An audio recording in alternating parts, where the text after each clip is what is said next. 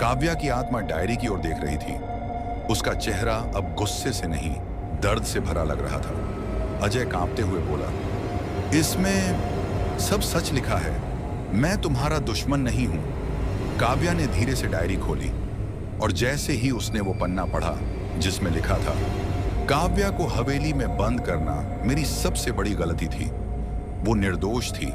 दादाजी की लिखी लाइनें, सांस फुसफुसाहट में, माफ कर दो। काव्या की आंखों से आंसू बहने लगे। उसका चेहरा इंसानी शक्ल लेने लगा। मैं सिर्फ सच सुनना चाहती थी और अब मुझे मिल गया। धीरे धीरे काव्या की आत्मा हवा में घुलने लगी, पर जैसे ही वो गायब होने लगी, एक और परछाई वहां प्रकट हुई, एक पुरुष की, और उसने कहा, अब मेरी बारी है। क्या काव्या के पीछे कोई और आत्मा भी था? अब अजय का सामना किससे होगा?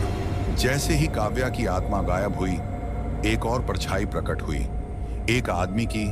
उसके चेहरे पर घाव थे, आंखें सुर्ख और आवाज में नफरत। मुझे मारकर ये समझे थे सब खत्म हो गया। मैं शंभू हूं, इस हवेली का असली रक्षक। अजय हैरान, शंभू कौन? शंभू चीखा, काव्या तो सिर्फ एक मोहरा थी। असली कहानी अब शुरू होगी।